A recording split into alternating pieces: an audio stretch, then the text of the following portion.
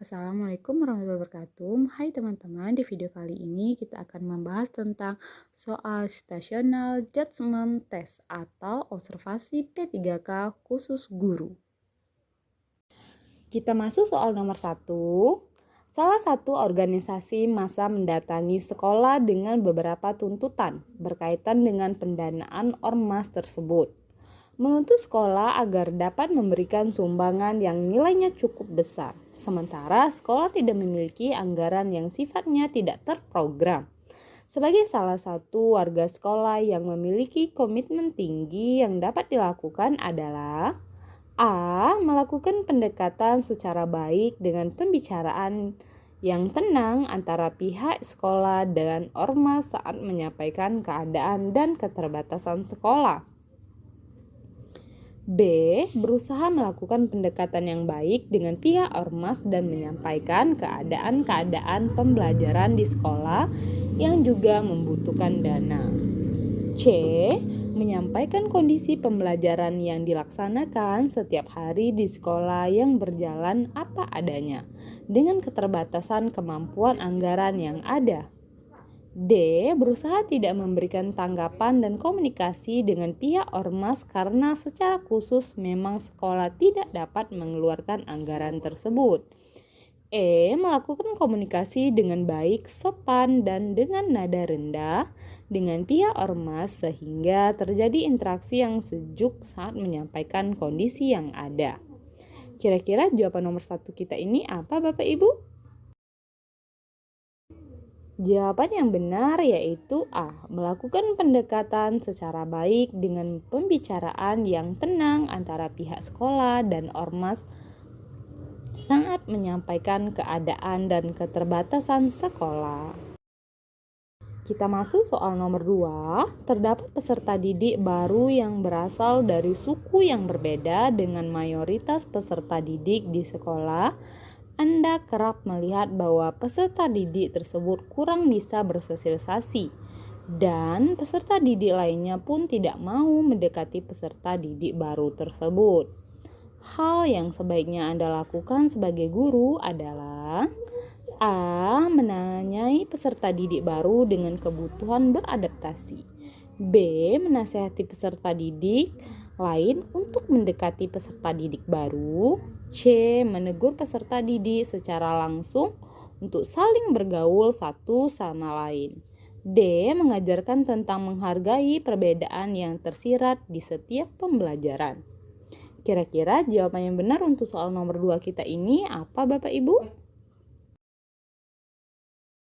Jawaban yang benar untuk soal nomor 2 kita yaitu D. Mengajarkan tentang menghargai perbedaan yang tersirat di setiap pelajaran. Kita masuk soal nomor 3. Saat Anda sebagai wali kelas bersama rekan-rekan guru rapat untuk menentukan hasil belajar siswa, guru matematika menyatakan ketidaksetujuan atas nilai yang diberikan oleh bahasa Indonesia untuk seorang murid. Menurutnya, murid tersebut tidak berhak mendapatkan nilai yang tinggi karena saat pelajaran matematika sering tidak mengumpulkan tugas dan nilai-nilai yang diperolehnya di bawah rata-rata kelas. Namun, guru bahasa Indonesia tetap bersikeras untuk memberikan nilai yang tinggi. Tindakan yang akan Anda lakukan adalah A. Meminta murid tersebut untuk mengulangi ujian tengah semester dan akhir semester serta memberikan tambahan tugas. B. Meminta pendapat yang dominan dari hasil musyawarah Dewan Guru saat rapat penentuan nilai akhir. C. Meminta kedua guru secara bersama mengecek kembali tugas dan nilai murid tersebut untuk mendapatkan nilai yang tepat. D. Meminta guru matematika untuk mempertimbangkan kembali penilaian yang mengingat perilaku baik murid tersebut. E. Meminta murid tersebut untuk melakukan remedial pada setiap kuis yang dilakukan. Jawaban yang benar yaitu C. Meminta kedua guru secara bersama mengecek kembali tugas dan nilai murid tersebut untuk mendapatkan nilai yang tepat. Kita masuk soal nomor 4. Dalam sebuah proyek kelompok, Anda menemukan bahwa satu siswa selalu mendominasi diskusi dan menyulitkan kontribusi anggota lain.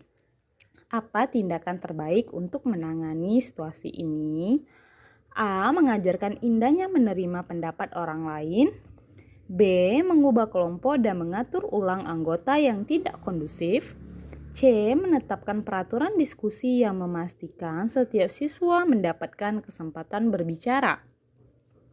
D. Memberikan tugas individu untuk menghindari konflik kelompok. Jawaban yang benar yaitu C. Menetapkan peraturan diskusi yang memastikan setiap siswa mendapatkan kesempatan berbicara. Soal nomor 5, seorang guru mendapati bahwa beberapa siswa tidak beradaptasi aktif dalam diskusi kelas. Apa strategi yang paling efektif untuk meningkatkan partisipasi siswa dalam diskusi kelompok? A. Memberikan nilai tambahan untuk setiap siswa yang berani menyampaikan pendapat. B. Menyediakan topik yang relevan dan menarik bagi siswa. C. Merancang diskusi yang melibatkan seluruh siswa dalam berpendapat. D. Menambah waktu diskusi agar semua mendapat kesempatan yang sama, aktif dalam kegiatan diskusi. Jawaban yang benar yaitu B. Menyediakan topik yang relevan dan menarik bagi siswa. Ini merupakan strategi yang paling efektif untuk meningkatkan partisipasi siswa dalam berdiskusi kelompok. Kita masuk soal nomor 6. Kamu ingin membeli kebutuhan pokok seperti beras dan bahan lauk. Kamu menyiapkan uang pas sesuai dengan list kebutuhanmu. Di pasar, kamu menemukan beberapa orang yang meminta-minta dengan berbagai kondisi. A. Saya memberikan sedikit saja jika ada kelebihan. B. Saya mengurangi jumlah belanjaan agar bisa memberi. C. Saya tidak memberikan sebab uang saya pas. D. Saya memberi di lain kesempatan saja.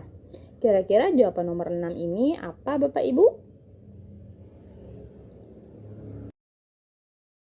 Jawaban yang benar yaitu B. Saya mengurangi jumlah belanjaan agar bisa memberi.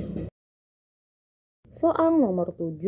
Anda dihadapkan pada situasi di mana beberapa P3K di unit Anda menunjukkan penurunan kinerja secara signifikan. Apa pendekatan strategis yang paling efektif untuk mengatasi masalah ini? A. Menetapkan hukuman disiplin kepada pegawai yang bekerja rendah.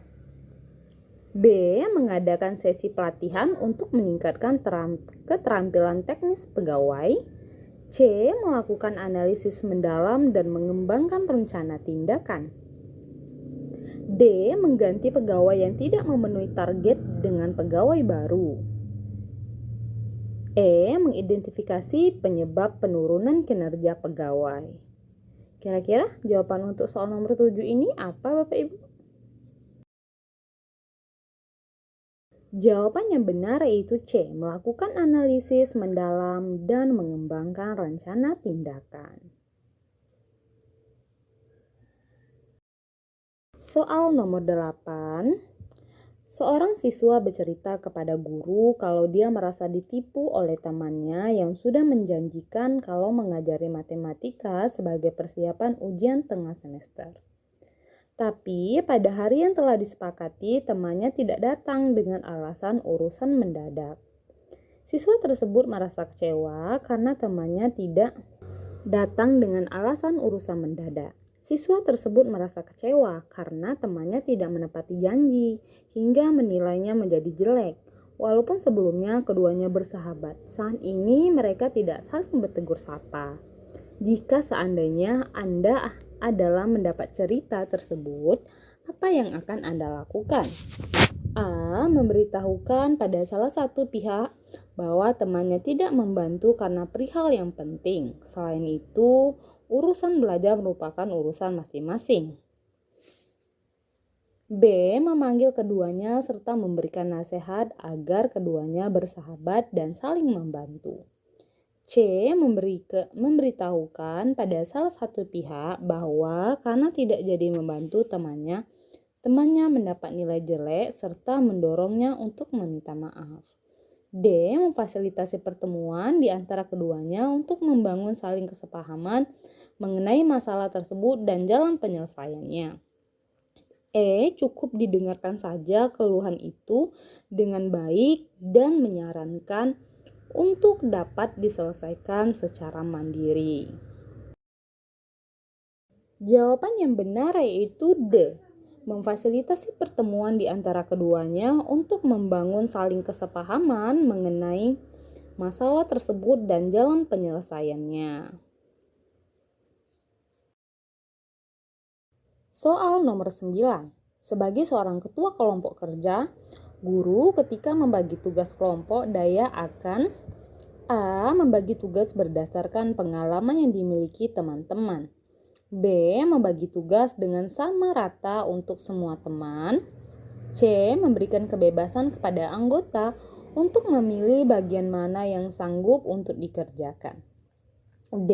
Mengerjakan tugas yang sulit terlebih dahulu bersama-sama, baru membagi kelompok sesuai dengan strategi saya sebagai ketua agar pekerjaan selesai. E. Membagi tugas dengan memperhatikan minat dan kompetensi setiap anggota, sehingga dapat melaksanakan tugas dengan baik.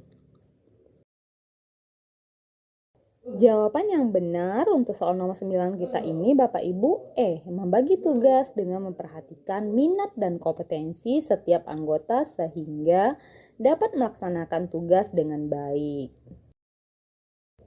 Baiklah Bapak Ibu, kita masuk di soal terakhir nomor 10. Dalam salah satu sesi pembelajaran, Anda memiliki banyak materi yang perlu disampaikan kepada siswa.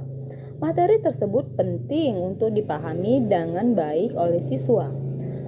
Anda ingin memastikan bahwa setiap bagian dari materi dapat disampaikan dengan efektif, tanpa harus terburu-buru. Bagaimana Anda merencanakan penggunaan waktu selama sesi pembelajaran tersebut? A. Anda memulai pembelajaran dengan menanyakan kepada siswa topik apa yang mereka sudah pahami dan kemudian hanya fokus pada materi yang belum mereka pahami. B. Anda membagi waktu sesuai dengan jumlah subtopik materi tanpa memperhitungkan waktu untuk diskusi atau pertanyaan. C. Anda memulai pembelajaran dengan menjelaskan materi sesingkat. D. Mungkin berharap siswa akan memahami detailnya saat belajar mandiri. D. Anda membuat rencana pembelajaran terperinci dengan alokasi waktu untuk setiap subtopik, diskusi, dan sesi tanya jawab. E. Anda berfokus hanya pada materi utama dan mengabaikan. Jawaban yang benar yaitu D. Anda membuat rencana pembelajaran terperinci dengan alokasi waktu untuk setiap subtopik, diskusi, dan sesi tanya jawab. Baiklah Bapak Ibu, kita sudah hampir di penghujung video. Terima kasih sudah menonton. Jangan lupa subscribe and follow Ozrama Fitri biar saya semakin semangat untuk membuat videonya. Bye-bye. Assalamualaikum.